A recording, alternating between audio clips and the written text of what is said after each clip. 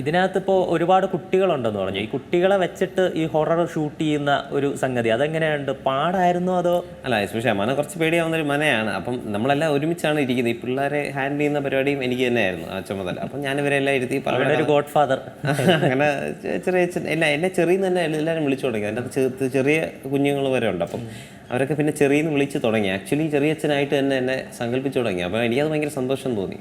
അങ്ങനെ ഒരു കണക്ട് ഉണ്ടായിരുന്നു. കാരണം ഇതിന് മുമ്പ് ഷൂട്ടിംഗ് തുടങ്ങുന്നതിന് മുമ്പ് ഒരു ചെറിയ വർക്ക്ഷോപ്പും ഒക്കെ ഉണ്ടായിരുന്നു. അപ്പോഴേ സിങ്കായി അവിടെ വന്നപ്പം ഭയങ്കര എളുപ്പമായിരുന്നു. രസമുള്ളൊരു പ്രോസസ്സായിരുന്നു. എല്ലാവരും തമ്മിൽ അങ്ങനെ ഒരു ബന്ധം ഉണ്ടായിരുന്നു. എന്ന് പറഞ്ഞാൽ ആ ഒരു എല്ലാവരെയും കൂട്ടിയെടുത്ത് എല്ലാം കുട്ടികളാണല്ലോ, മുതിർന്നവരെ പോലെ അങ്ങനെ അനുസരിച്ച് അങ്ങനെ നിൽക്കണമെന്നില്ല. അത് ഒരു ചില ടാക്ടിക്കുകൾ അല്ലെങ്കിൽ ചില ബുദ്ധിപരമായ നീക്കങ്ങളൊക്കെ വെച്ച് നമുക്ക് അവരുടെ അറ്റൻഷൻ ഇതിലോട്ട് കൊണ്ടുവരാൻ പറ്റും. പിന്നെ ഇതിൻ്റെ അഭിനയിച്ച എല്ലാം ഇൻ്റലിജൻ്റ് ആയിട്ടുള്ള പിള്ളേർ, I mean actors as an actor intelligence കാണിച്ചിട്ടാണ്. അതായത് കറക്റ്റായിട്ട് കണ്ടിന്യൂറ്റി പിടിക്കുന്നതാണെങ്കിലും അല്ലെങ്കിൽ പൊസിഷനിൽ വന്ന് നിന്നാൽ പിന്നെ ഇങ്ങനെ പെർഫോം ചെയ്യണം. ചിലരുടെ എൻ്റെ ആദ്യം എന്ന് പറഞ്ഞൊരു കുഞ്ഞുണ്ട്, അതാണ് ഏറ്റവും ചെറുത്.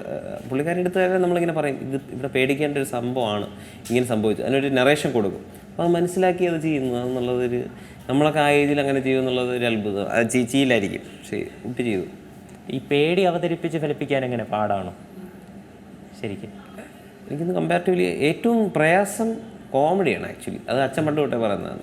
അതാണ് എപ്പോഴും ലാൻഡ് ചെയ്യാൻ പാടുള്ളൊരു സംഭവം. പക്ഷേ അദ്ദേഹമൊക്കെ ഒരുപാട് അനായാസം ചെയ്തിട്ടുള്ള, പക്ഷെ അത് എല്ലാവർക്കും വഴങ്ങില്ല എന്നൊക്കെ പറയില്ലേ, അത് പാടാണ്.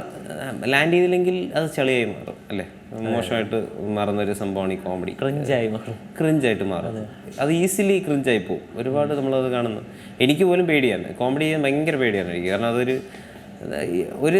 തെറ്റിക്കഴിഞ്ഞാൽ അത് ക്രിഞ്ചിലോട്ട് പോകും. അപ്പം ഞാൻ ആ പടം കുറച്ച് ചെറുതായിട്ടൊക്കെ ചെയ്തിട്ടുള്ളൂ. ഇപ്പം മധുര മനോഹരം പോലും ഞാൻ പക്ഷെ അതൊരു പ്രത്യേകത ക്യാരക്ടറാണ്. എൻ്റെ അടുത്ത് സ്റ്റെഫി എന്ന് പറഞ്ഞത് പോലും അങ്ങനെ കോമഡി ആവാൻ വേണ്ടി ചെയ്യേണ്ട, അങ്ങ് നാച്ചുറലായിട്ട് മറ്റേ ഈ വിഷമം വന്നിട്ട് ഇങ്ങനെ ഷർഫിക്കയുടെ ക്യാരക്ടറിൻ്റെ അടുത്തൊക്കെ ഭീഷണിപ്പെടുത്തുമ്പോൾ പോലും അത് വേണമെങ്കിൽ കോമഡി ആയിട്ട് ചെയ്യാം, കുറച്ച് നമുക്ക് ഓവർ ചെയ്യാം. പക്ഷെ വേണ്ട, അങ്ങനെയൊന്നും വേണ്ട, വളരെ നോർമലായിട്ട് പറഞ്ഞിട്ട് പോയത് ആ ശരി.